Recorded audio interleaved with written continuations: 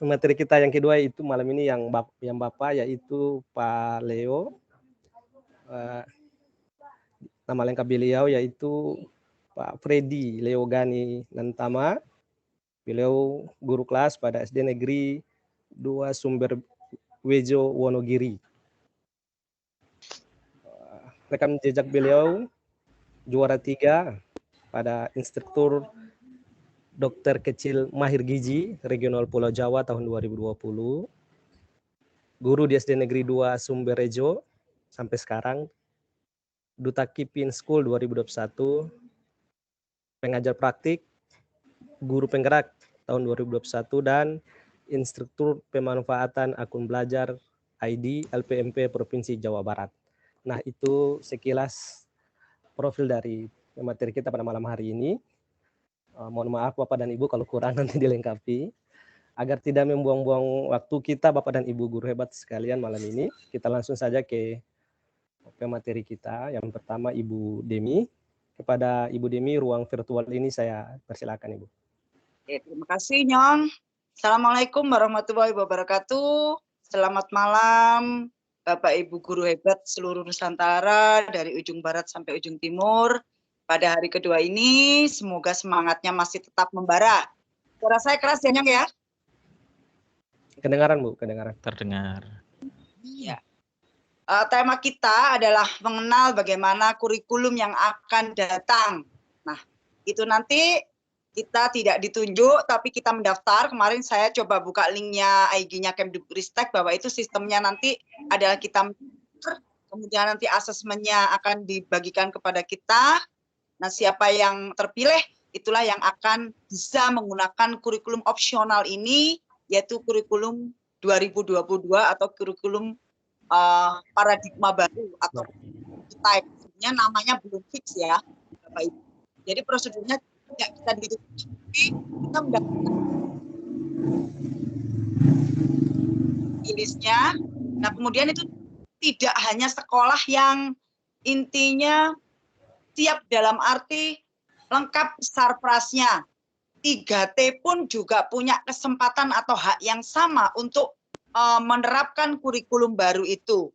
Kabarnya seperti itu. Nah, kita akan terus belajar dan mengikuti kurikulum prototype. Ini katakanlah Ima Bukti sudah mengantarkan tentang kompetensi apa yang harus dimiliki seorang guru dalam menyambut atau menyongsong datangnya kurikulum baru. Nah, kalau kemarin Ima sudah menjelaskan karya KKG, aktivasi KKG, kemudian Bu Widi sekilas sudah menjelaskan tentang kurikulum prototype, saya lebih ke peserta didiknya. Bagaimana saya menyiapkan peserta didik saya, karena nanti KIKD kabarnya akan dihapus nih Bapak Ibu. Tidak sama seperti yang sekarang ini K13. Nah itu akan ada istilah capaian pembelajaran. Tugas sekolah atau amanah sekolah dalam kurikulum prototype ini adalah membuat desain kurikulum operasional sekolah. Satuan pendidikan itu. Jadi amanah dari Kemdikbudristek ke sekolah itu adalah menganalisis apa capaian belajar atau apa potensi yang dimiliki oleh sekolahnya. Tentu saja masing-masing sekolah akan berbeda. Saya di sini akan sinyalnya suaranya kurang keras. Jelas kok, jelas Bu, jelas. Jelas Bu, jelas. Oke, saya agak dekat saja. Oke, Bapak Ibu, intinya saya tidak akan bicara kapling-kapling SD, STK ini, tapi ini secara umum. Nanti untuk contoh memang apa yang sudah kita lakukan untuk mempersiapkan peserta didik. Selain juga kompetensi gurunya, ternyata peserta didik dan lingkungan belajarnya itu terus juga kita tata. Nah, ada nih di sekolah kami, tolong di-share. Pak Leo minta tolong di-share. Siap Bu Demi. Okay. Tadi Pak ya Bapak Ibu, kurikulum kita nanti itu opsional, betul apa yang dikatakan Ibu Widi kemarin. Nah, saya mengambil langkah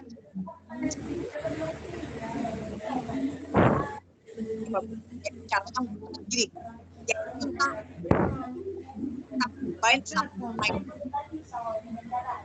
Putus-putus Bu. Suaranya hilang Bu. suaranya hilang. Oh, Suaranya putus-putus Bu Deni. Ya, Oke, putus-putus, Bu. Oke. Iya, suaranya putus-putus. Mungkin ya.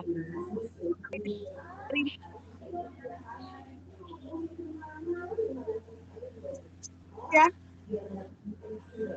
Masih tidak dengar, Bu.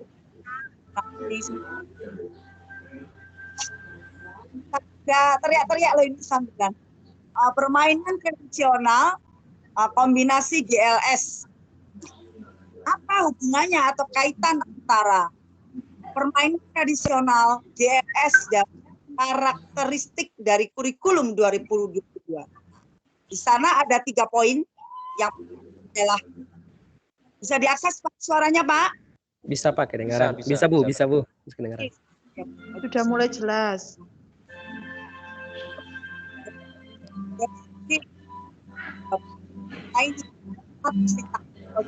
Ini harus siapkan dalam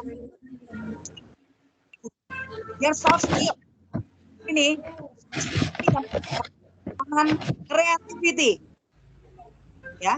Jadi creativity nanti timbul karena adanya tantangan. Makanya kita LS gerak kasih sekolah beserta mainan tradisional. Apa yang harus kita siapkan? Skill, kita harus otakan, kita mengajar yang punya otaknya berbeda-beda jenis neutronnya atau belajar. Kalau profil belajar jelas. Kemudian yang kedua adalah literasi. Bagaimana kita berliterasi sama peserta didik kita? Tidak hanya gurunya yang literasi, tapi bagaimana stimulus kita bisa bangkitkan literasi dari peserta didik kita. Nah, Bapak Ibu sekalian yang saya hormati, jadi karakteristik kedua juga. Kemudian berikutnya adalah fleksibel untuk guru. Ini sangat fleksibel. Jadi kreatif. Belajar secara kontekstual. Mungkin sinyal apa ya? Muatan waktu itu saya akan sangat berbeda dengan daerahnya Nyong Samba nih moderator. Karena beliau ada di wilayah timur.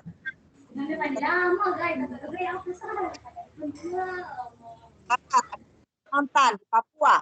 Nah, itu kita angkat. Kemudian it's at the right level. Jadi capek negara nanti tentang diferensiasi masing-masing individu atau peserta. Bapak Ibu sudah masuk atau gabung dengan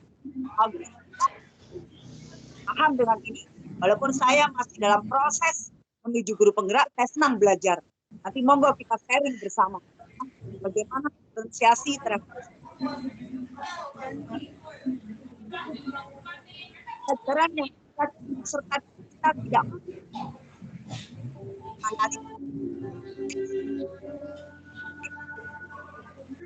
next Pak Leo.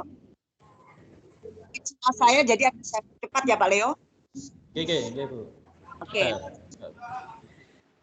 Nah, karena berorganisasi ya, di sekolah dari hal kecil. Ini kecil. Kan tradisi.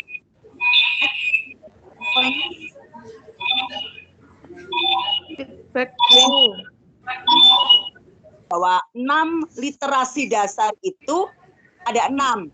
Ada literasi membaca, literasi numerasi, literasi lingkungan, literasi finansial, literasi digital, dan literasi budaya serta kewarganegaraan. Ini adalah literasi dasar dari Kemdikbud. Satu persatu nanti saya bagi materinya, misalkan tidak bisa kita kupas literasi baik membaca, hanya baca, menulis, kemudian juga berbicara, tapi pola pikir dilibatkan. Bagaimana peserta didik bisa bagaimana mereka akan wacana mengkritisi mereka membaca sekarang sangat-sangat dibiarkan. Kemudian berikutnya adalah literasi numerasi. Secara teori.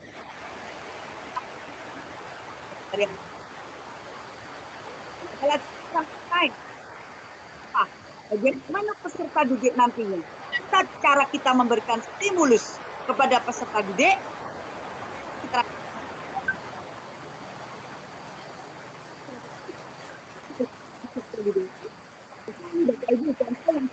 kemarin disuruh menggerak bahwa anak-anak berliterate tentang perpindahan menggunakan alat-alat yang itu bisa mencontohkan konduksi, manfaatnya, kebermanfaatan apa yang akan dimiliki, manfaatkan energi dengan sebaik-baiknya, energi literate. Ada lagi digital. Di sekolah kami sudah mulai kami gaungkan sejak kita awal pandemi. Walaupun DAT, kita berkembang, ya, kita lagi dan berkembang lagi bagaimana buat komik pembelajaran, bagaimana kita buat komik dari itu mereka sendiri dan sebagainya. Nah sekarang apa nih soft skill apa yang terus kita latihkan kepada peserta didik kita? Permainan tradisional itu mempunyai banyak manfaat, Bapak Ibu. Yang pertama, aspek historik kreatif satu. Bagaimana anak melihat sesuatu, bagaimana anak bisa melakukan sesuatu, halus, kasar, sudah paham di dalamnya. Daya tahan tubuh, ini permainannya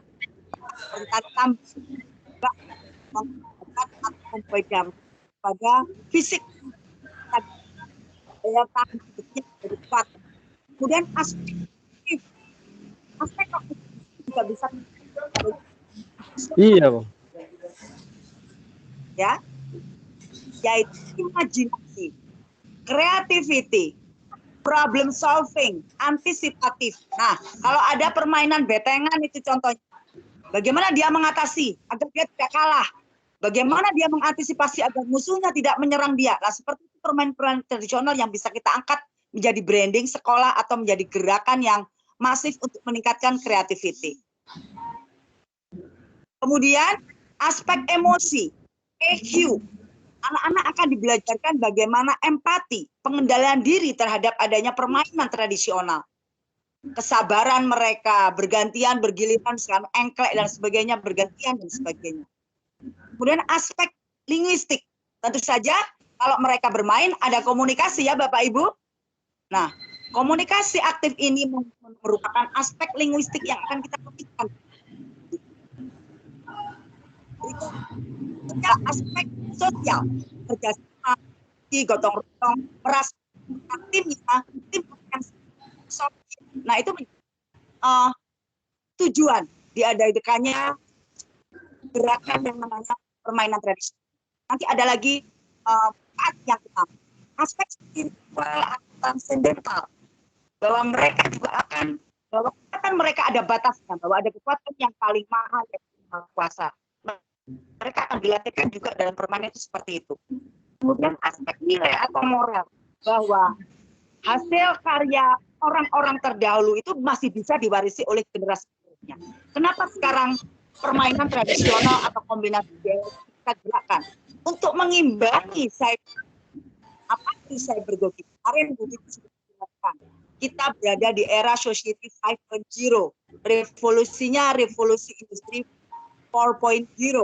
Nah, agar anak-anak tidak terlalu ke arah cyber, harus ada pengimbangnya. Anak rebahan tuh, main game dan sebagainya, edukasi, mengerjakan. Mereka harus rileks secara otaknya dengan permainan-permainan jadi tumbuh kembang mereka bisa optimal secara otaknya, juga berkembang secara fisiknya.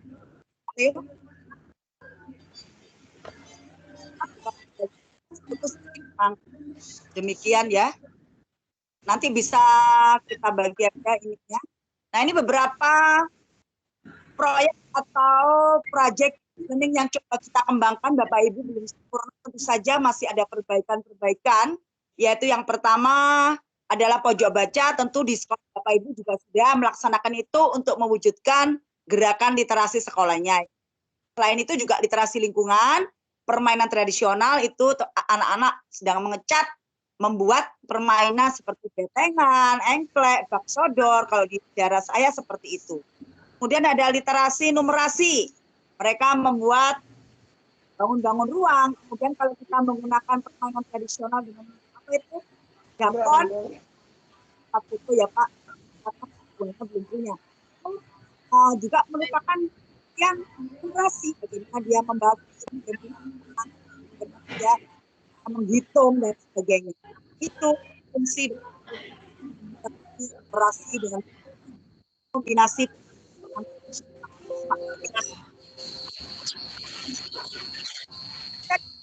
mengembangkan Bapak Ibu branding sekolah tentu saja tidak langsung kita bisa maksimal atau optimal karena batasan sekali hal yang menjadi sarana dan prasarana. Ini untuk tadi Bapak Ibu pasti juga punya ya, literasi membacanya ada pojok baca itu mulai 1 sampai kelas 6.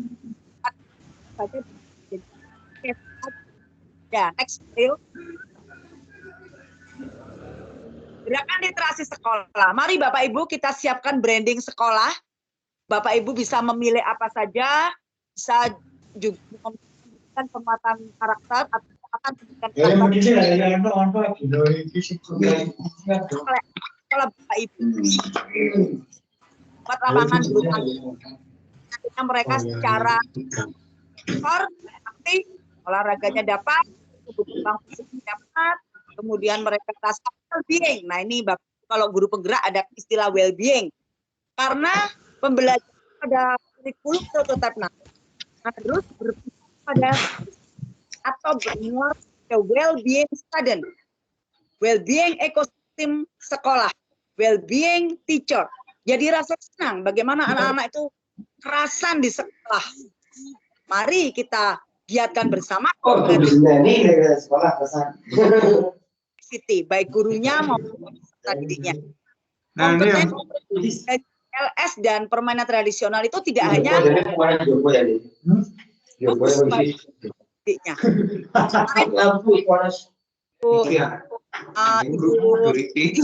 Menyampaikan bagaimana apa namanya peserta memiliki kompetensi, tapi saya lebih ke didiknya dulu. Bagaimana guru memberikan stimulus? Nanti kita bisa mengukur apa capaian belajar peserta didik saya, bagaimana kompetensi yang mereka miliki, apa yang mereka inginkan, karena katanya kan kita harus menghamba kepada peserta didik sesuai dengan ajaran Ki Hajar Dewantara. Kemudian ada literasi religi. Saya menyebutnya literasi religi. Kenapa?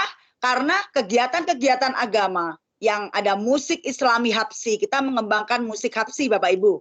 Itu mendatangkan pelatih, kemudian sholat duha setiap pagi, ngaji bersama Senin, Selasa, Rabu, mulai kita giatkan agar anak-anak punya sikap transendensial. Bagaimana mereka itu bisa menghargai agama dari segi apa saja, baik itu musiknya, baik itu kegiatan-kegiatan positifnya, walaupun kadang kita itu berdekatan dengan agama yang lain.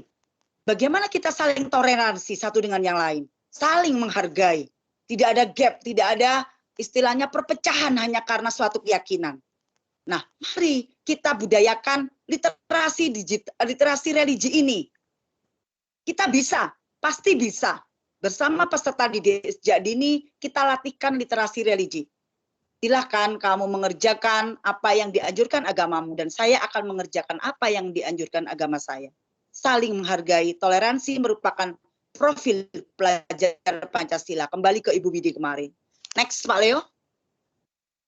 Kemudian branding sekolah kami dalam menyongsong kurikulum prototipe, semoga nanti kami siap untuk mendaftar juga bersama Bapak Ibu yang lain, adalah literasi lingkungan. reuse, reduce, recycle, itu tentu saja sudah sangat digaungkan nih Bapak Ibu Guru pasti juga sudah membuat, ini kita membuat menarik perhatian creativity dari botol kaca, kain perca, kemudian juga kain flanel. Kita buat agar itu menjadi nilai seni tersendiri.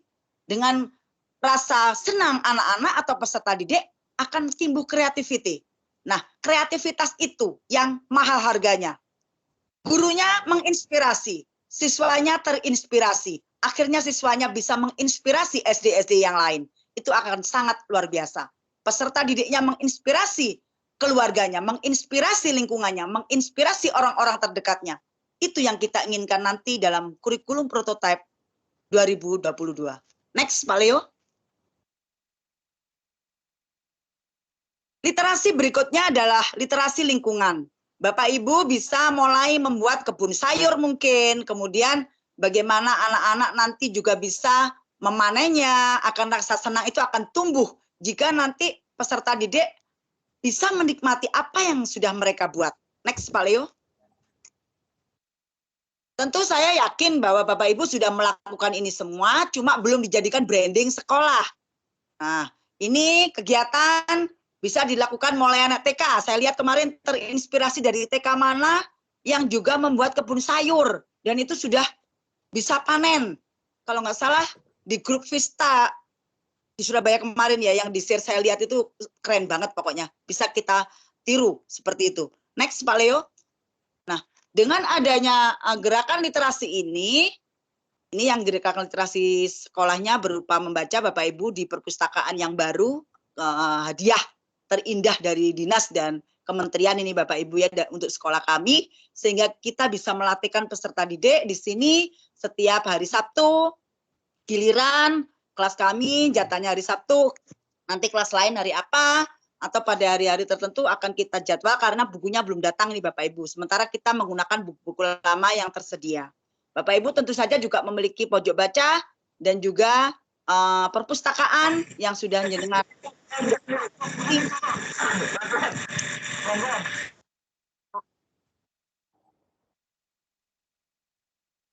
Nah Bapak Ibu sekalian, mari kita bersama-sama mengajak peserta didik, guru-guru lain, kepala sekolah kita, lingkungan kita, untuk terus bergiat apa yang bisa kita buat untuk sekolah kita, untuk peserta didik kita. Kita juga mencoba mengembangkan literasi digital. Nah kalau Bu Widi kemarin memang ya, semuanya sekarang serba cybergogi. Saya menyebutnya cybergogi karena saya pernah meluncurkan strategi pembelajaran PHCN Learning Strategi dan itu diterima oleh kementerian. Alhamdulillah saya diundang sebagai narasumber di situ, spektakuler, pengalaman yang luar biasa. Saya nggak nyangka kalau tulisan saya ternyata bisa menjadikan inspirasi untuk guru-guru lain agar cybergogi ini mulai kita giatkan dari hal-hal kecil. Itu bisa barcode scanner kalau peserta didiknya di usia dini, di SD dan sebagainya. Kemudian anak-anak sudah bisa mendesain komik dengan fotonya sendiri, itu dengan mengimplementasikan profil pelajar Pancasila. Jadi mereka membuat komik dari fotonya sendiri, bagaimana sih pengamalan sila pertama, kedua, sampai kelima. Demikian. Kemudian kita gunakan seperti kita ini, Zoom meeting, mungkin Webex dan sebagainya. Kemudian mendesain cover bukunya Bapak Ibu.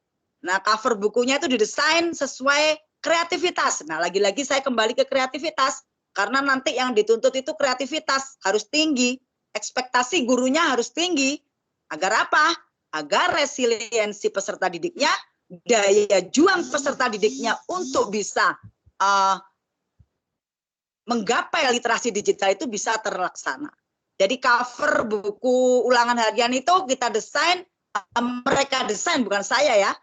Peserta didik desain sesuai dengan selera, baik warna, kombinasinya, aplikasi apa yang dia buat, kita bebaskan selama itu kita dampingi. Kemudian juga kita menggunakan alat peraga, kemudian juga ada proyektor itu. Mari kita tingkatkan lagi agar peserta didik lebih senang dengan video pembelajaran dan sebagainya. Next Pak Leo.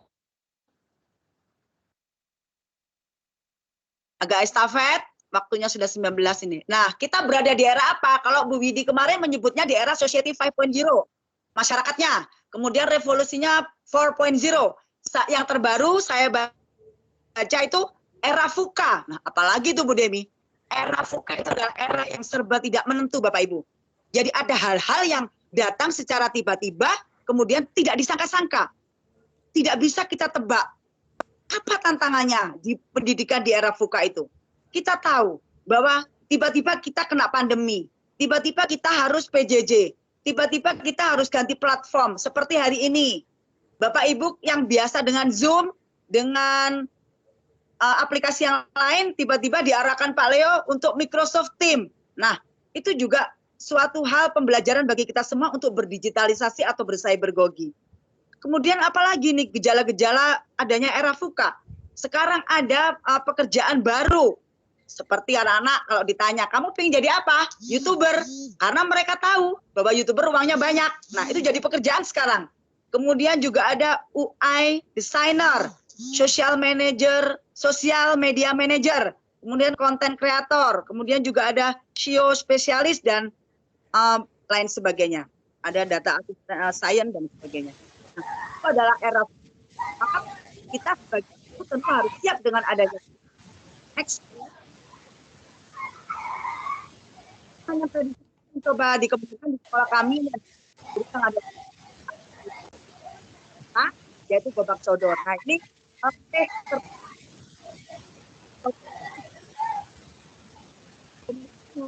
bergerak ada fisiknya, gitu ya.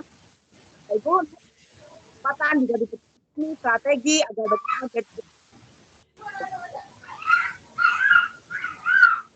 dapat. Next Pak Leo. Nah, ini engklek kalau di tempat Bapak Ibu namanya apa? Nah, itu juga menghitung literasi numerasi. Bapak Ibu memang sekarang lagi digiatkan ya rupanya. Kemarin ketika kita share di IG kita, IG SDN 09 Suberpucung itu banyak mendapatkan perhatian dari Dinas Pendidikan.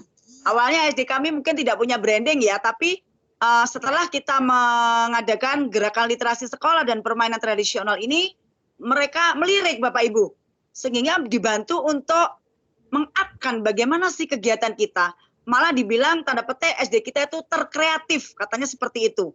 Oleh sebab itu, mari kita bersama-sama bisa kok membuat SD kita semakin kreatif. Permainan tradisional kemarin juga di-like oleh Kampung Permainan Tradisional, nggak tahu daerah Lumajang kalau nggak salah. Malang, ayo, ternyata banyak fungsinya. Saya coba buka IG-nya beliau itu, banyak sekali manfaatnya. Untuk peserta didik untuk mengimbangi adanya cybergogi. Demikian Bapak Ibu. Next, mungkin hampir selesai ya Pak Leo. Oke Bapak Ibu sudah selesai dari saya seperti itu. Nanti untuk penugasannya jadi satu sama Pak Leo, satu saja untuk hari ini. Karena kemarin Bapak Ibu sudah mendapatkan 2 tugas. Dari saya cukup itu. Monggo kalau nanti ada yang ditanyakan di akhir sesi atau bagaimana. Saya kembalikan ke moderator. Terima kasih. Baik, terima kasih Ibu Demi. Materi pertama kita pada malam hari ini. Satu hal yang menjadi catatan buat kita Bapak dan Ibu guru hebat bahwa ketika kita di ruang virtual memang satu kendala yaitu sinyal begitu. Jadi mohon bersabar dan sebagainya. Selanjutnya Ibu Demi mungkin pertanyaannya setelah sesi Pak Leo ya, biar kita gabungkan jadi satu.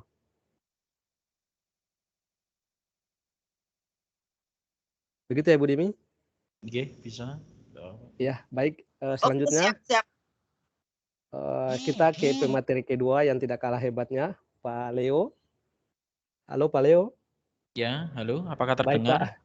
Dengar Pak. Baik Pak, ruang virtual ini saya persilakan Pak. Ya. Terdengar Pak Leo. Ya, terima kasih. Langsung ini berarti ya. Iya Pak. Iya. Selamat malam Bapak Ibu semuanya. Selamat malam. Salam. Berharap semuanya dalam keadaan sehat, meskipun sinyalnya terus ini juga platformnya baru untuk ini karena Zoom-nya kemarin terkendala, untuk bisa mengikuti pada hari ini. Jadi pakai alternatif untuk Microsoft Teams. Jadi sekalian kita mengenal platform lain selain Zoom, Google Meeting juga ada Microsoft Teams. Ya, baik Bapak Ibu semuanya, materi yang terakhir ini sangat menarik, tidak kalah menariknya yaitu kurikulum prototype. Ya, kurikulum yang saat ini sedang kadang-kadang kan oleh Mas Menteri ya, sedang viral, sedang tren-trennya saat ini. Saat ini yang sudah menjalani yaitu di sekolah penggerak. Mungkin di sini Bapak Ibu ada yang sudah menjadi sekolah penggerak, mungkin sudah menggunakan kurikulum ini ya. Nah, untuk kajiannya baru saja tadi diluncurkan ya oleh Kemdikbudristek, yaitu platform Merdeka Belajar. Nah, nanti silakan Bapak Ibu, nanti akan kita beri linknya di Google Play Store sebenarnya sudah ada, nanti tinggal diunduh. Oke, on kamera, saya sudah on kamera nggih. Nanti tinggal diunduh. Di situ juga ada beberapa bahan ajar yang lengkap, materi-materi yang berkaitan tentang kurikulum prototipe. Nah, baik Bapak Ibu, saya izin share screen. Kurikulum prototipe. Terlihat nggih, Pak Samba? Tuh share Terlihat, screen Pak. saya. Iya. Terlihat. Terima kasih. Ya, terima kasih. Ya, Kementerian Pendidikan Kebudayaan Riset dan Teknologi yaitu meluncurkan kebijakan baru kurikulum untuk membantu pemulihan pembelajaran.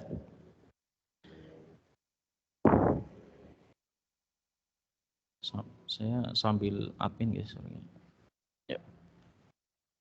Ini untuk profil saya tadi sudah dijelaskan oleh Pak Samba. Ini juga sudah dijelaskan. Ya, di era pandemi ini kemarin sudah diluncurkan guys, sebelum pra-pandemi sebelumnya ada di kurikulum 2013. Kemudian di masa pandemi ada beberapa kurikulum penyesuaian guys, yang mengharuskan kita harus berganti-ganti menyesuaikan dengan keadaan, situasi dan kondisi. Di 2021 itu ada kurikulum darurat. Nah, kurikulum darurat Bapak Ibu sudah pernah mengalami semua guys, yaitu kurikulum 2013 yang disederhanakan.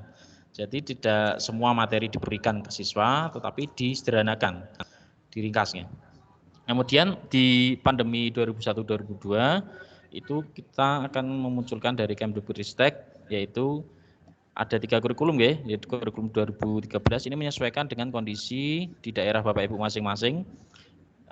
Ada yang masih pakai kurikulum 2013, kemudian kurikulum darurat dan juga mungkin ada yang sudah menerapkan kurikulum prototipe di sekolah Bapak Ibu masing-masing. Nah, nanti di 2022 sampai 2024 nanti mendatangnya itu kurikulum 2013 sama kurikulum darurat nanti akan perlahan ya akan digantikan atau diperbarui untuk pemulihan pendidikan dengan kurikulum prototipe sebagai opsi bagi satuan pendidikan. Nah, untuk rencananya dari Kemdikbudristek itu nanti kurikulum 2024 nanti akan menjadi kurikulum nasional untuk prototipe ini. Nah, Bapak Ibu, kurikulum prototipe ini sebenarnya kalau Bapak Ibu sudah mengikuti untuk guru penggerak itu ada di sana, yaitu salah satunya profil pelajar Pancasila. Tadi sudah disebutkan ada 6 untuk profil pelajar Pancasila, kemudian diturunkan jadi SKL, standar isi, standar proses untuk struktur kurikulumnya menjadi capaian pembelajaran. Jadi nanti untuk SKKD-nya itu menjadi capaian pembelajaran. Itu walis ya.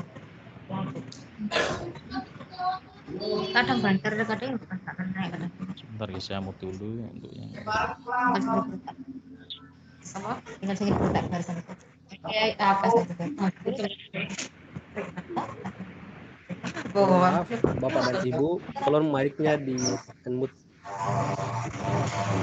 Halo sayang. Hei, kamu Bu.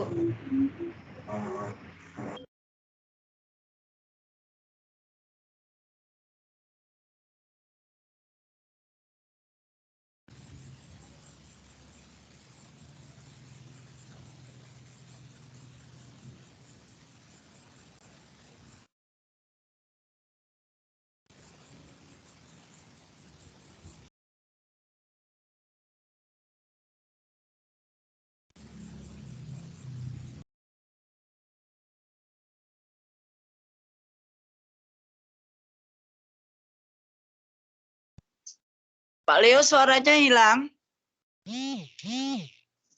sorry ke unmuting juga, kita matikan semua ya. Saya ulangi nggih, tadi ada 6 itu nggih, 6 aspek dari profil pelajar Pancasila. Itu ada di slide. Itu nanti ke-6-6-nya nanti akan mencakup dalam kegiatan sekolah kita. Oke, untuk ekstrakurikuler baik budaya sekolah maupun ekstrakurikuler.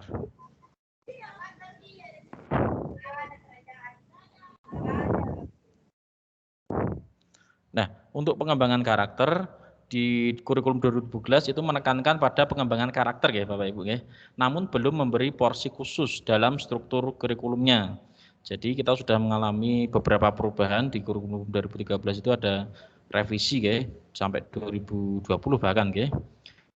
Nah, dalam struktur kurikulum prototipe nanti 20 sampai 30% jam pelajarannya digunakan untuk pengembangan karakter profil pelajar Pancasila. Jadi 30%, 20 sampai 30% nanti untuk karakter Bapak Ibu. Jadi untuk pembelajarannya ada di sekitar 70%. Kemudian nanti untuk kurikulum prototipe nanti kita akan praktek.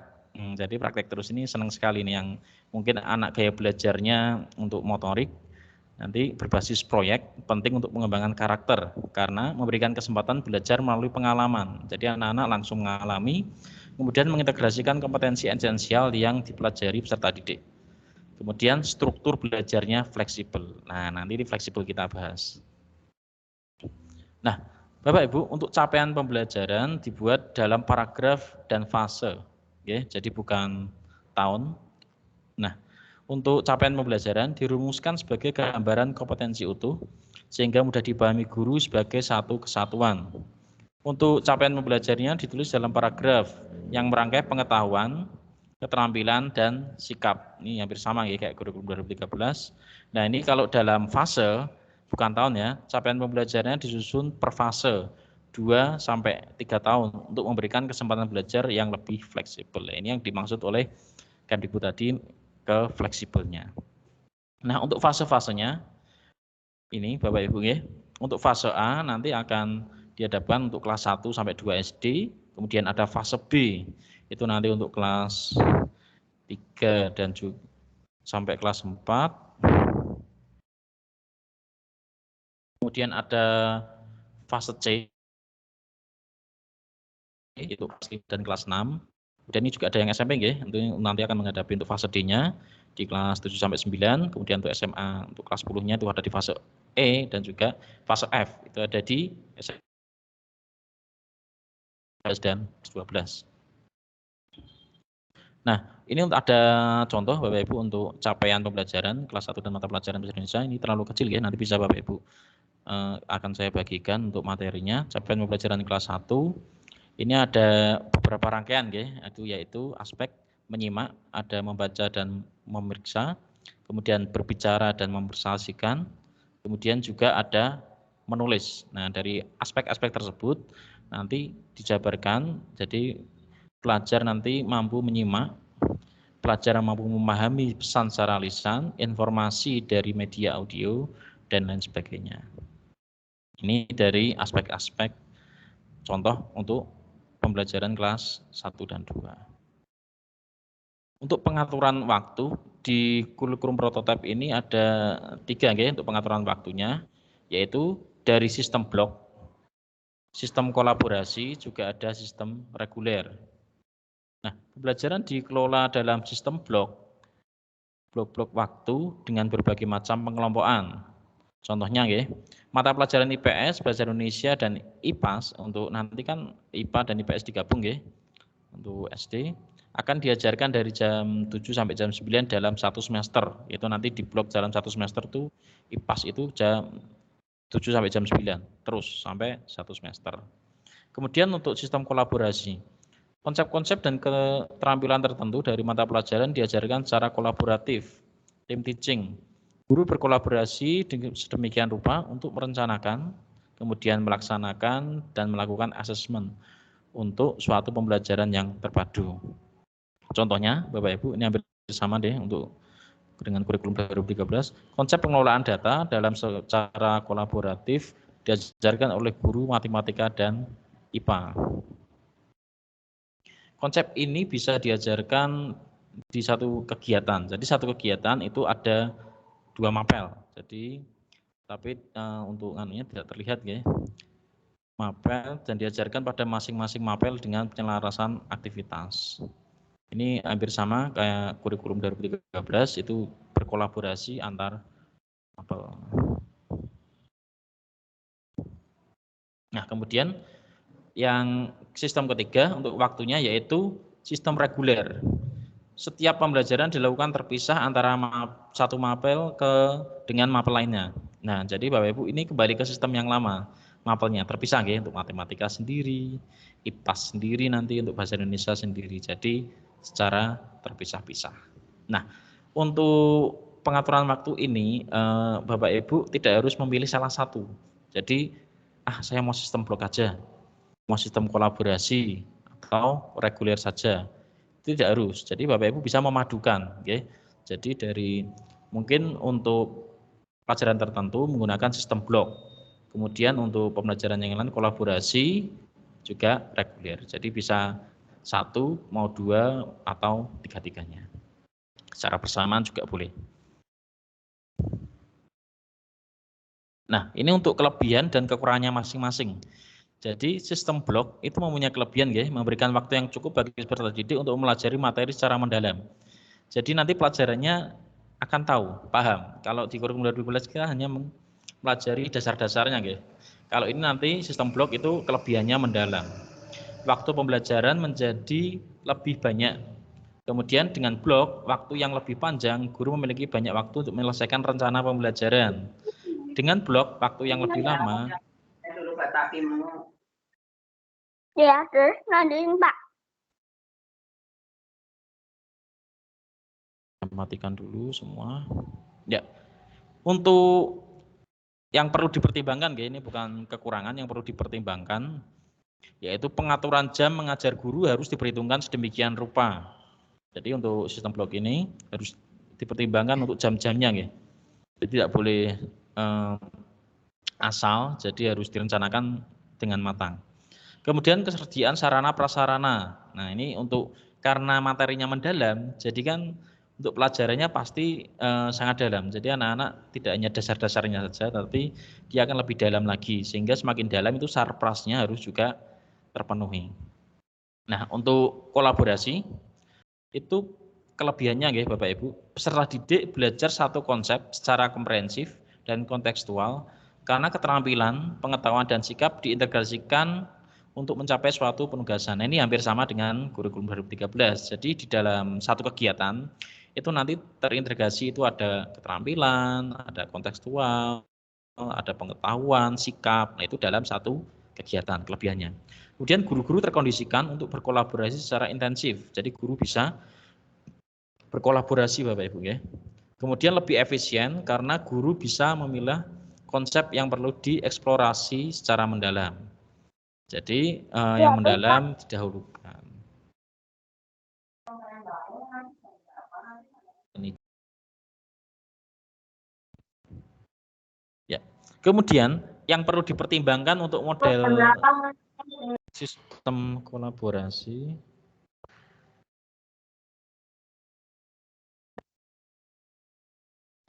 yaitu memberikan waktu yang cukup untuk merencanakan dan menyelaraskan antar guru mata pelajaran. Jadi harus berkoordinasi ya untuk Bapak Ibu gurunya.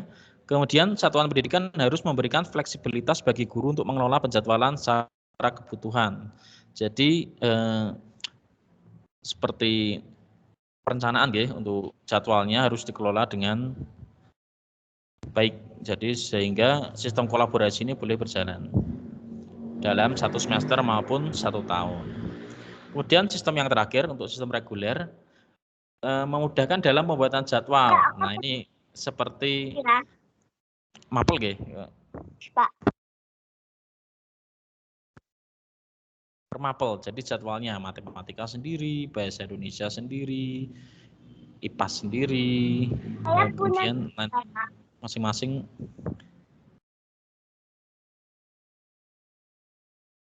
Nah, namun yang perlu dipertimbangkan dari sistem reguler ini, mohon izin. Saya punya cerita, kali ini saya adalah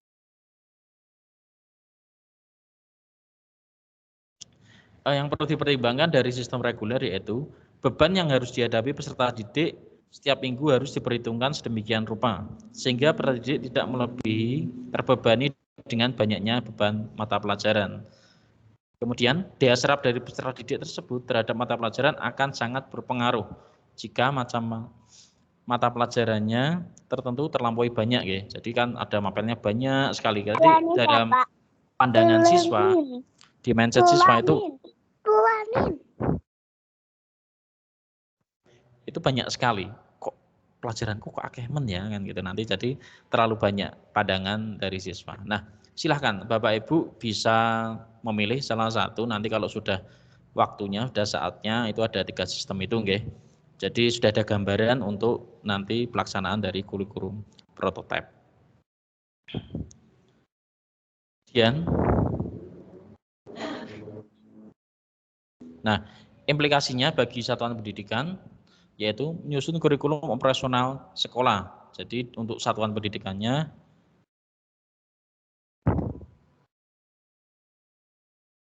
harus menyusun kurikulum operasional. Jadi disusun oleh satuan pendidikan tersebut, kemudian mengkoordinasikan proyek penguatan karakter profil pelajar Pancasila.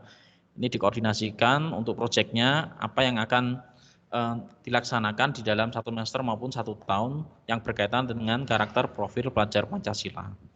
Kemudian poin yang ketiga memastikan guru, itu dapat menganalisis capaian pembelajaran. Jadi dari tiap-tiap mapel tadi untuk dianalisis capaiannya pembelajarannya. Kemudian menyusun alur tujuan pembelajaran. Kemudian juga guru bisa menyusun modul ajar. Ini nanti dibantu oleh Kemdikbudristek untuk modul ajarnya, yang penting kita tinggal memahami. Kemudian mengembangkan bahan ajar. Nah ini juga ada untuk dasar-dasarnya nanti dari Kemdikbudristek itu bahan ajar, nanti ada linknya ya, akan kita beri. Kemudian mengembangkan instrumen asesmen, jadi untuk penilaiannya dan melaksanakan asesmen itu ada diagnostik, formatif dan juga sumatif. Ini untuk implikasinya, nanti apa yang harus dilakukan oleh satuan pendidikan dari sekolah Bapak Ibu masing-masing. Kemudian untuk strateginya, ini tadi gambarannya guys sudah sedikit ya, ada gambaran tentang kurikulum prototipe. Kemudian untuk strateginya dari 3 pilihan satuan pendidikan yang memiliki kurikulum prototipe jalur mandiri. Nah ini ada juga yang jalur mandiri ya. Satuan pendidikan menentukan pilihan berdasarkan angket kesiapan, implementasi kurikulum prototipe yang mengukur kesiapan guru, tenaga kependidikan dan satuan pendidikan dalam pengembangan kurikulum. Nah, ini untuk contohnya ya, pilihan 1, pelatihan atau penerapan di tahun pertama dengan sedang, kolektivitas sedang. Satuan pendidikan mengembangkan kurikulum operasional sekolah sesuai dengan konteks. Nah, kalau pilihan kedua ini ada dengan pelatihan penerapan di tahun pertama dengan sederhana. Jadi nanti strateginya bisa mengadakan pelatihan, kemudian diterapkan ya di sekolah masing-masing dengan mengembangkan kurikulum operasional sekolah. Kemudian untuk ini tadi ya, untuk pendidikan sekolah penggerak itu ada di tipe 1. Kemudian untuk pelatihan sederhana itu ada di tipe 2. Kemudian untuk penerapan sederhana sudah diterapkan itu bisa di tipe 3 PSP. Pendidikan sekolah penggerak Ibu Bapak Ibu. Nah, kemudian tahapan implementasi kurikulum prototipe itu ada 4 tahap ya. Yang pertama mengikuti contoh yang telah disediakan. Jadi nanti Bapak Ibu tidak perlu khawatir, itu ada contohnya Bapak Ibu. Jadi ada contoh sederhana, itu diikuti saja, itu untuk tahap 1. Setelah itu setelah mengikuti di tahap 2 melakukan modifikasi. Jadi dari kurikulum prototipe yang sudah diberikan oleh Kemdikbudristek dilakukan modifikasi. Kemudian di tahap ketiga lakukan pengembangan.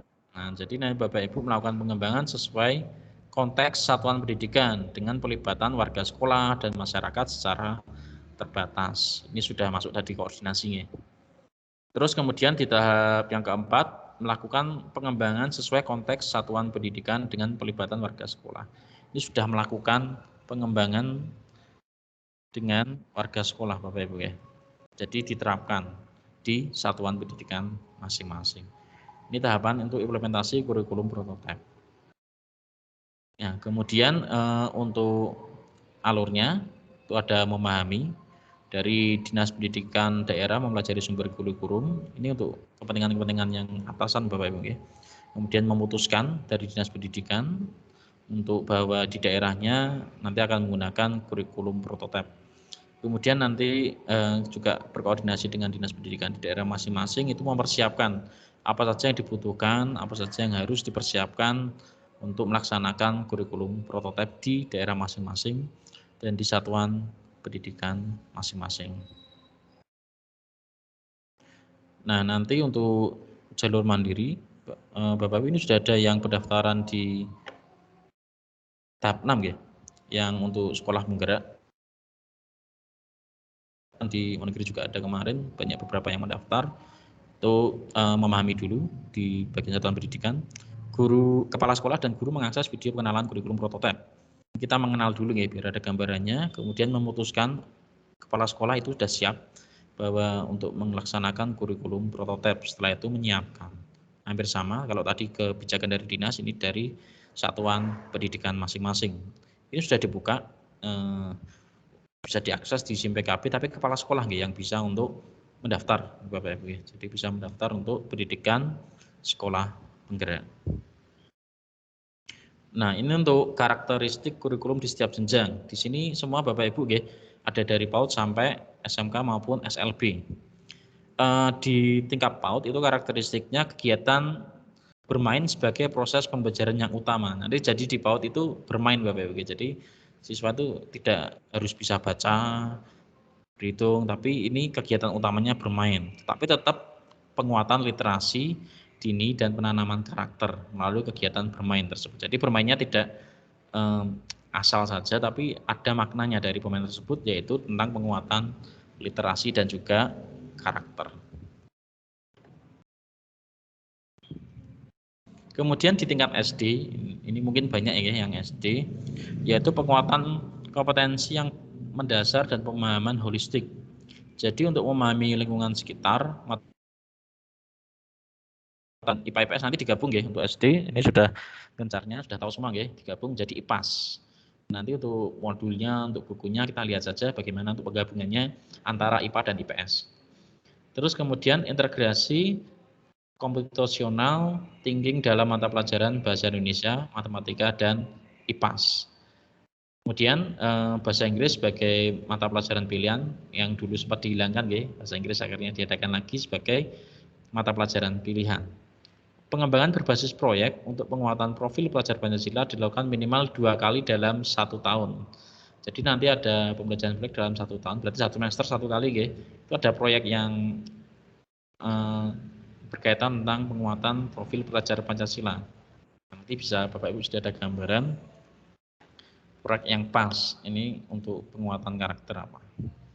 Nah, kemudian untuk SMP, jenjang SMP, penyesuaian dengan perkembangan teknologi digital mata pelajaran informatika menjadi pelajaran wajib. Jadi nanti biar untuk kedepannya di era modern ini, jadi anak-anak bisa mengenal digital ya. Jadi wajib untuk SMP nanti. Panduan untuk guru informatika disiapkan untuk membantu guru-guru pemula sehingga guru mata pelajaran tidak harus berlatar belakang informatika. Jadi nanti Bapak Ibu guru dipersiapkan, diadakan diklat ya untuk pelatihan pendidikan informatika. Kemudian pembelajaran berbasis proyek untuk penguatan profil pelajar Pancasila dilakukan 3 kali dalam 1 tahun. Nah, ini kalau SMP 3 kali ya dalam 1 tahun. Kemudian untuk SMA itu ada program peminatan. Jadi kalau yang dulu langsung ya program peminatan, tapi di SMA ini nanti tidak ada. Program peminatan jurusan tidak diberlakukan. Jadi di kelas 10 pelajar 11 dari 1 tahun dulu, nanti ketika tahu oh saya di IPA, bahasa atau IPS. Di kelas 11 dan 12 pelajar mengikuti mata pelajaran dari kelompok mapel wajib dan memilih mata pelajaran dari kelompok MIPA, IPS, bahasa, keterampilan vokasi, kemudian ada sesuai dengan minat bakat dan juga ada inspirasinya ya. Nah, pembelajaran berbasis proyek nanti dilakukan 8 kali dalam 1 tahun. Nah, SMA nih 3 kali ya. 3 kali dalam 1 tahun sama kayak SMP. Untuk SMK, Bapak Ibu, dunia kerja dapat terlibat dalam pengembangan pembelajaran. Nanti ini langsung berkaitan dengan dunia kerja.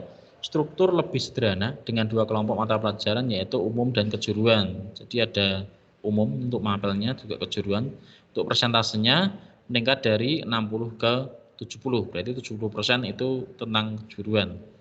Jadi memang benar-benar dipersiapkan untuk kerja Bapak Ibu. Kemudian penerapan pembelajaran berbasis proyek dengan mengintegrasikan mata pelajaran terkait. Kemudian ada PKL. Nah, ini praktek kerja lapangan itu agar memberikan pengalaman kepada siswanya langsung terjun di dunia kerjanya dengan minimal 6 bulan, 1 semester, boleh lebih ya. Kemudian pelajaran dapat memilih mata pelajaran di luar program keahlian. Untuk pelajarannya bisa memilih di luar keahlian. Untuk alokasi waktu khusus proyek penguatan profil pelajar Pancasila itu peningkatan soft skill karakter dari dunia kerja, jadi langsung di lapangan Bapak Ibu untuk SMK. Untuk SLB mungkin ada yang dari SLB. Untuk capaian pembelajarannya pendidikan khusus dibuat hanya untuk memiliki hambatan intelektual. Jadi di capaiannya yang memiliki hambatan intelektual itu dibuat. Kemudian untuk pelajar SLB yang tidak memiliki hambatan intelektual, capaian pembelajarannya sama dengan sekolah reguler yang sederajat dengan menerapkan prinsip modifikasi kurikulum. Jadi kurikulumnya dimodifikasi.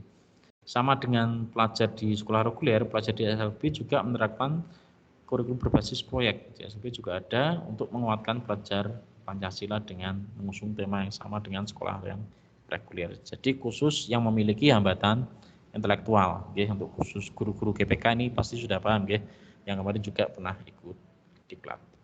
Nah, itu Bapak Ibu untuk sedikit gambaran, ya, dari kurikulum prototipe, dari berbagai jenjang, dari fase, tahapan, kemudian dari tahapan satuan pendidikan dan lain sebagainya itu ada beberapa. Nah,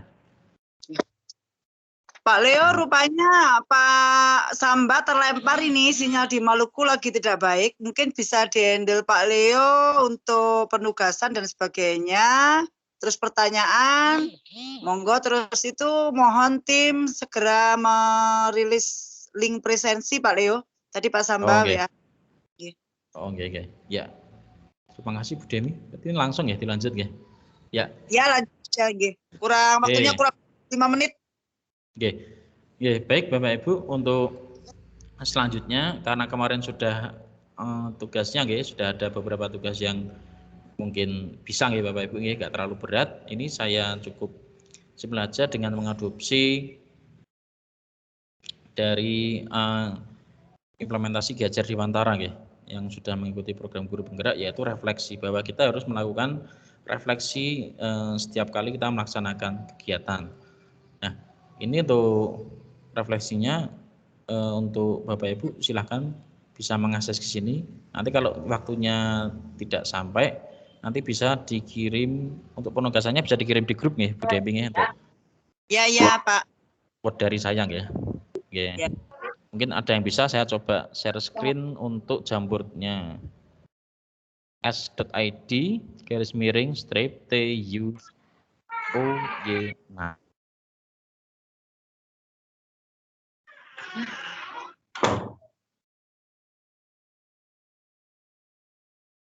Ya Pak Leo, nanti selain di-share di slideshow ini, Pak Leo nanti bisa membimbing di WAG. Kan kita punya waktu pengumpulan tugas sampai Senin, Bapak Ibu. Jadi jangan khawatir, misalkan masih belum paham dengan penugasan, Bapak Ibu nanti bisa melihat di WAG. Akan kita pandu di hari keduanya. Kemarin tuh Bu Ima sama Bu Widi ya Pak Leo, sudah dipandu ya. Sekarang nanti dipandu Pak Leo untuk penugasannya. Untuk hari ini cukup 1 mungkin ya Pak Leo ya penugasannya, biar Bapak Ibu tidak terlalu berat juga. Iya. Oke, saya coba tampilkan tuh tugasnya dari ini.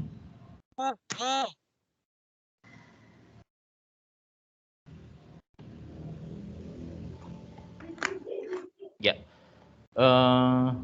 Refleksi Bapak Ibu itu ada beberapa model ya. Ini salah satunya yang sederhana yaitu model Kaizen. Itu nanti akan melakukan refleksi, ini saya beri contoh ya. Nanti diberi nama, kemudian dari kota atau kabupaten, provinsi. Kemudian untuk refleksinya kemarin ada beberapa beberapa itu materi yang sudah dipelajari. Ini salah satunya yang prototipe. Nah, ini pengenalan prototipe ya. Jadi nanti silakan tuh KLS-nya yang sudah Bu Demi nanti belajar apa, kemudian apa yang sudah baik dan apa yang lebih baik. Kemudian ada kemarin dari Bu Widi itu sudah belajar apa, yang sudah baik apa dan yang lebih baik apa. Ini saya beri contoh satu di kurikulum prototipe, nanti berbeda dari ini nggih. Untuk refleksinya usahakan jujur dari kondisi Bapak Ibu masing-masing nggih untuk pemahamannya. Kemudian belajar apa? Ini saya beri contoh. Hari ini saya belajar tentang implementasi kurikulum prototipe. Dan yang sudah baik, yang saya lakukan adalah mendapat gambaran. Oh, jadi saya jadi tahu tentang bagaimana nanti pelaksanaan kurikulum prototipe. Kemudian akan lebih baik lagi. Nanti kan ini sudah paham, sudah baik. Akan lebih baik lagi jika saya mencoba. Saya mencoba mempraktekkan pelaksanaan kurikulum prototipe. Ya, ini silakan nanti Bapak Ibu untuk bisa melakukan refleksi, kemudian dikumpulkan di link tugasnya. Begitu untuk berarti ya Pak Leo menyesuaikan kondisi masing-masing Bapak Ibu guru yang dialami ya, ini kan setelah jarang ya. untuk sama itu mungkin kesempatannya sedikit ini Bu Demi. Mungkin ada yang sama ya kondisinya untuk daya tanggapnya, tapi nanti akan ada perbedaan sedikit. Ya, oke siap Pak Leo. Saya ambil alih moderator ini Pak Leo ya. Oke, monggo silakan. Kita beri kesempatan, ada waktu 21 menit. Bapak Ibu yang mau bertanya, monggo.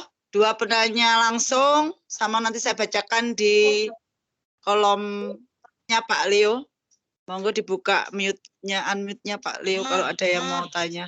Nanti untuk materi Bapak Ibu jangan khawatir, akan kita kirimkan di WAG.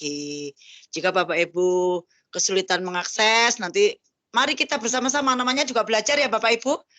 Kita berganti platform itu juga merupakan ciri dari era VUCA. Monggo Bapak Ibu, kita harus fleksibel ini. Jadi harus berpindah-pindah, belajar IT-nya juga agak ini ya. Challenge tersendiri ini. Tadi ada komplain mungkin, oh dari Zoom sekarang pindah Microsoft Teams. Mungkin yang saat ini bisa kita flurkan ke Bapak Ibu, pakai ini, ya ayo kita ikuti. Kan kita harus agent of change ya. Jadi kalau ada perubahan mendadak, wah kita sudah punya ancang-ancangnya. Monggo 2 penanya Pak Leo sampai dipantau. Siapa yang mau bertanya Pak Leo dibantu? Silakan untuk mengangkat tangannya. Ya. Mau bertanya. Ini ada Dr. Andes, Pak Juri ya? Apakah jadi pertanyaan? Oh, Pak Juri dari ruang. Oke, Pak Juri, monggo. Silakan. Ya, Assalamualaikum warahmatullahi wabarakatuh. Waalaikumsalam, selamat malam Pak Juri. Ini saya masalah kurikulum prototipe. Kalau tidak salah di kurikulum prototipe itu nanti guru itu tidak perlu membuat RPP. Nah, sementara RPP ini kan merupakan komponen penting bagi guru agar dalam mengajar bisa terarah.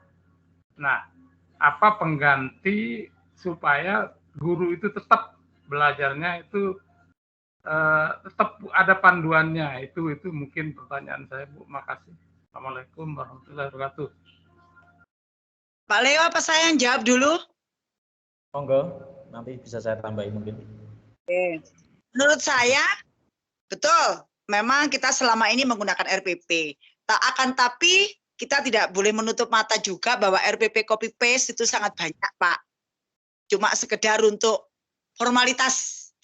Banyak sekali itu terjadi. Saya sendiri kadang juga kalau nggak sempat membuat juga ambil dari sana, ambil dari sini, download di guru berbagi dan sebagainya. Nah itu juga tidak efisien kalau esensinya Bapak Ibu guru itu hanya copy paste untuk menggugurkan kewajiban dalam arti untuk menaikkan tingkat dan sebagainya. Banyak juga Bapak Ibu guru yang kreatif membuat dan berbagi. Tidak menutup kemungkinan itu. Jadi kita harus mengambil nilai positif ya. Kenapa RPP tidak ada? Mungkin sudah terbaca ini Pak. oleh pusat. Banyak yang copy paste ini mungkin Bapak Ibu guru. Jadi berapa persen yang membuat sendiri, berapa persen yang sudah mengimplementasikan, mungkin porsinya itu banyak yang copy paste. Akhirnya mungkin dibuat tidak ada RPP. Mungkin bagaimana nanti kita akan mengikutinya, kan belum fit juga ya Pak. Nanti ada rilisnya apa yang harus kita gunakan untuk, karena kan kita kalau dari kita kan nanti dapat dari pusat tuh. Kita kan hanya membuat kurikulum operasional tuh Pak Leo ya. Jadi capaian pembelajaran itu mungkin kalau saya boleh mengatakan, boleh bentuk jurnal, mungkin ya tiap hari apa yang kita lakukan, simple, apa yang kita lakukan hari ini, kompetensi apa, mungkin seperti itu. Menurut saya seperti itu. Pak Leo mau menambahkan? Oke, betul sekali ya apa yang sudah dikatakan oleh Bu Demi tadi. Untuk kita panduannya, kalau biasanya nanti kemarin pakai RPP, nanti ada bahan ajar tadi ya, modul yang sudah disiapkan oleh Kemdikbud, kita hanya tinggal mengembangkan saja. Seperti itu Bapak. Nanti dapat pacuannya dari bahan ajar dan modul tersebut. Bagaimana Pak Juri? Karena Ya. merangkap berat ini Pak Juri. Ya, terima kasih. Ya, jelas sekali ya, Pak. Kalau kita mendapatkan upgrade ilmu terbaru dari Kemdikbudristek, pasti kita akan bagikan ya Pak Leo. Nanti kita akan bikin ini suatu gerakan Pak, namanya Lentera Penggerak Pendidikan. Jadi selama ini kita akan kesana kemari nih. Nanti kalau kita bisa terfokus pada satu komunitas yang bisa membantu Bapak Ibu guru dalam mengupgrade diri, kenapa tidak gitu loh Pak Juri. Kalau Pak Juri mau gabung, siapa saja mau gabung silakan. Nanti kita Siap. and growing together, satu Indonesia. Mudahnya. Oke. Oke, siap Pak Juri, terima kasih. Next, penanya kedua. Terima kasih Pak Juri. Ini tadi ada Bu Yulia tadi yang mengangkat tangan. Oh iya, Silakan, monggo. Yulia. Ya. Baik Ibu, terima kasih. Mungkin saya hanya menambahkan sedikit tadi dari pertanyaan Bapak Juri, bahwa dikatakan bukan tidak ada RPP ya Pak. Cuman mungkin dilihat dari namanya sekarang jadi modul ajar begitu ya Bu. Karena kita ketahui di modul ajar itu terdiri dari 3 bagian. Pertama informasi umum, kemudian ada kegiatan inti, kemudian ada asesmen. Nah, begitu Pak. Jadi mungkin hanya berganti baju saja begitu ya. Jadi bukan tidak ada RPP.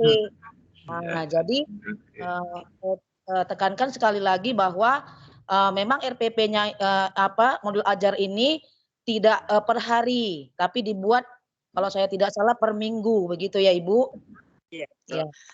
Terima kasih Bu Yulia, masukan yang spektakuler ini. Maksud kita kan seperti ini ya Pak. Jadi kita saling tambah sulam. Kita kalau kurang masih ditambahi dengan yang lain, sharing itu keren luar biasa. Karena kita tidak serba tahu. Tentu saja Bapak Ibu guru di luar banyak yang sudah berpengalaman juga. Jadi kita terima kasih kepada Bu Yulia Elvianti. Dari mana ini Bu Yulia? Saya dari Medan Ibu. Oke. Semua guru, semua murid, semua guru, semua. Jadi semua murid, semua guru kita saling mengisi ya Ibu. Terima kasih dari Medan. Ilmunya bermanfaat. Kita tunggu model-modulnya nanti. Iya, nanti Pak kita akan mengembangkan lagi ya kan Ibu, bagaimana modul ajar yang baik, yang kira-kira sesuai dengan kurikulum prototype ini, begitu ya Ibu? Ya Bu Julia, terima kasih. Masih 15 menit Pak Leo. Mungkin ada yang ditanyakan tugas hari ini Bapak Ibu, monggo, mumpung Pak Leo belum undur diri. 14 menit ke belakang. Bapak Ibu ada yang monggo. Yang mungkin di kolom chat Pak Leo bisa dibacakan. Oh iya, saya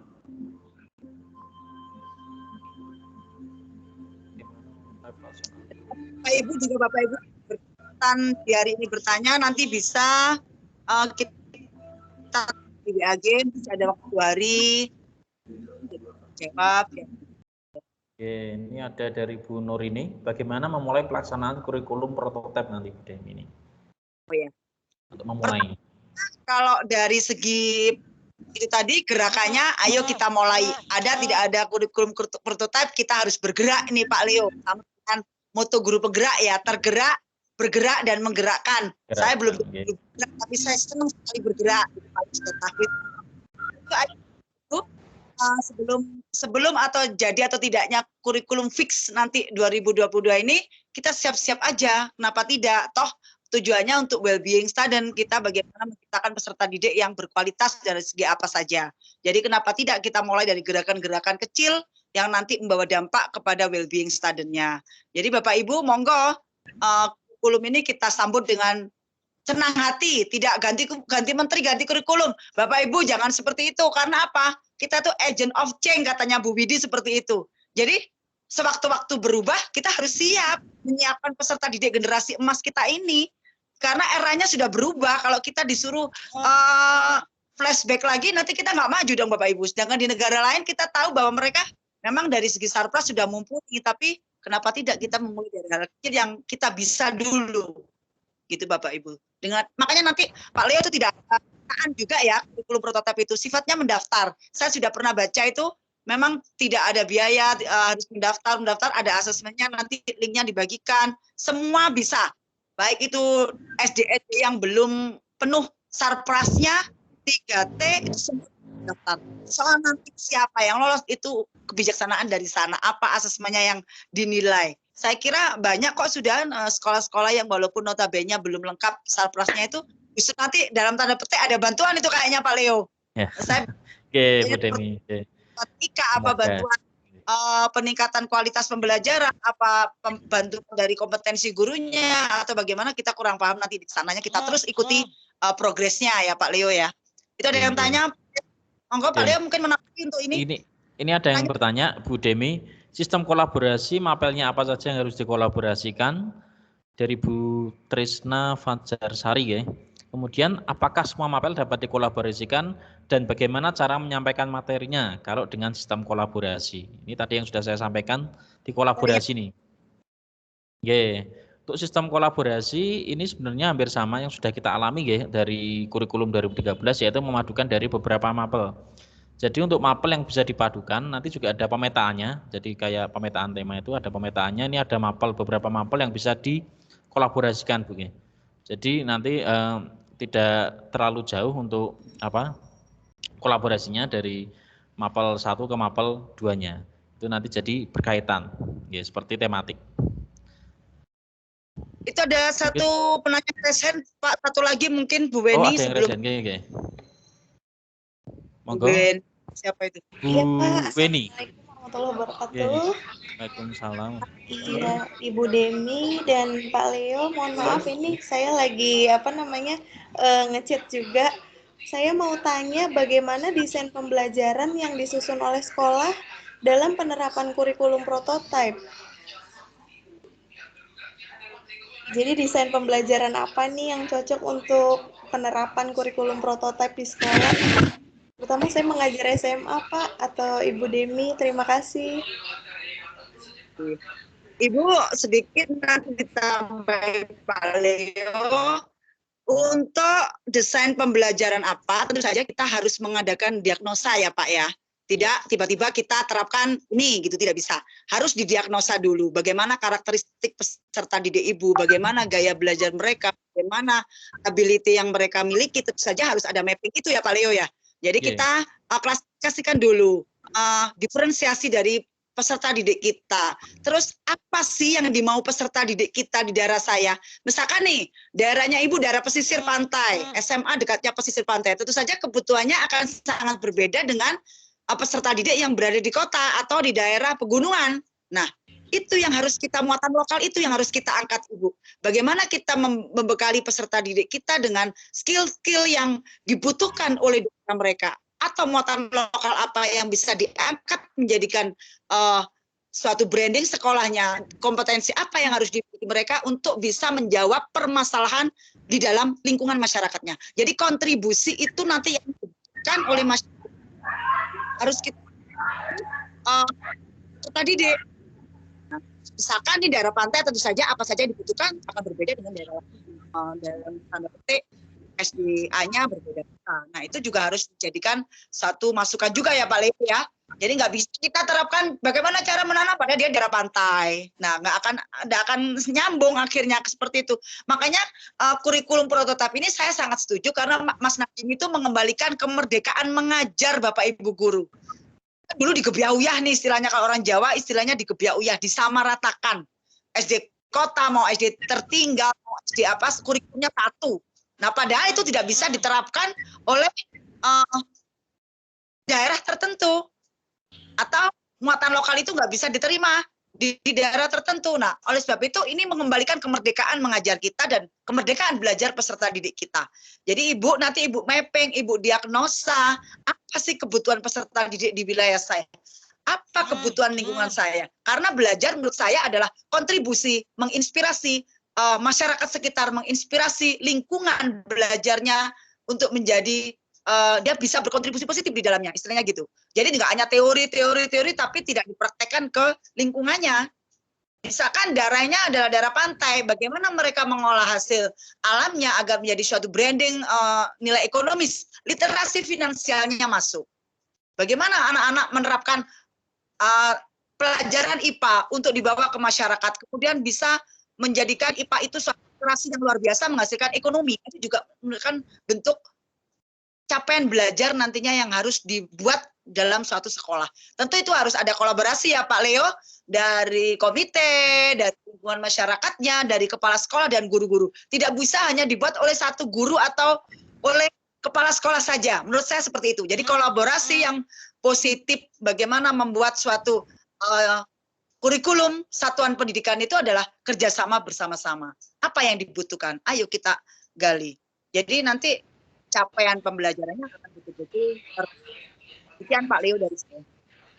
Terima kasih banyak Bu Demi penjelasannya. Ya, Pak Leo, 7 menit kita on time Bapak Ibu. Kalau misalkan nanti ada kendala-kendala teknis tentu saja, karena kita negara dari kita ini banyak sekali kendala ya Pak Leo. Ada yang di gunung, bahkan kalau daerah wilayah timur Bapak Ibu kita masih beruntung kalau yang di Jawa ya masih bisa mengakses dengan baik walaupun masih terputus-putus. Ada yang sampai ke gunung, betul ini Pak Leo. Ada yang menyeberang, yang sampai itu kadang menyeberang selat dan sebagainya untuk mendapatkan sinyal. Jadi mohon maaf jika ada kesalahan-kesalahan, bukan kesalahan teknis sih, kendala teknis ya seperti ini sudah biasa sih dalam suatu forum, karena kita juga masih belajar, tentu saja masih banyak kekurangan, mohon maaf untuk itu. Bapak Ibu untuk closing statement dimulai dari Pak Leo, monggo Pak Leo. Oke, terima kasih, sudah cukup ya, tidak ada yang bertanya lagi, nanti mungkin bisa dilanjutkan di WA Group. Oke, Bapak Ibu semuanya, mari dengan kurikulum yang baru ini, mari kita bersama-sama merubah mindset kita, guys. Istilahnya tidak, wah kok ganti lagi perubahan, tapi kita justru malah lebih bersemangat lagi untuk memulihkan pendidikan di Indonesia yang sudah lama tertidur. Mari kita bangunkan untuk pendidikan di Indonesia ini menjadi lebih baik lagi, Indonesia menjadi luar biasa, sehingga anak-anak generasi bangsa nanti, generasi emas ini nanti bisa siap untuk menjadi menerima perubahan, Bu Demi, dari era digital ini. Oke, monggo Bu Demi. Untuk itu ya, kalau closing statement saya, yuk Bapak Ibu menginspirasi, menjadikan peserta didik kita juga bisa menginspirasi peserta didik yang lain. Jadi kita belajar menginspirasi, belajar menjadikan peserta didik kita membuat inspirasi untuk teman-temannya dan lingkungannya. Jadi itu akan indah. Terima kasih dari saya dan Pak Leo. Apabila ada salah kata, salah dalam kami menanggapi segala hal yang Bapak Ibu utarakan, karena keterbatasan kami manusia biasa, tentu saja saya mohon maaf yang sebesar-besarnya. Terima kasih, semoga ilmunya bermanfaat, barokahwah, sampai ketemu lagi pada kesempatan lain, di acara yang positif, mengupgrade diri, mari kita sharing and growing together, intinya tidak menggurui, tapi kita sharing bersama. Terima kasih, dari saya cukup sekian. Wassalamualaikum warahmatullahi wabarakatuh. Waalaikumsalam warahmatullahi wabarakatuh. Terima kasih. Bapak Ibu. Nyong, Uti Guru, Bapak Ibu Pak C.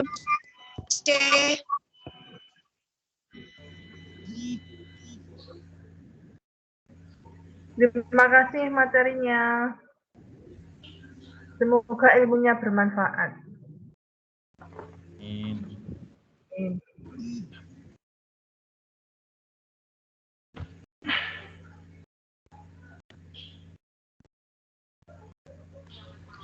Mohon maaf Pak Leo, yang di-share di chat boleh di-share juga kan di grup WhatsApp.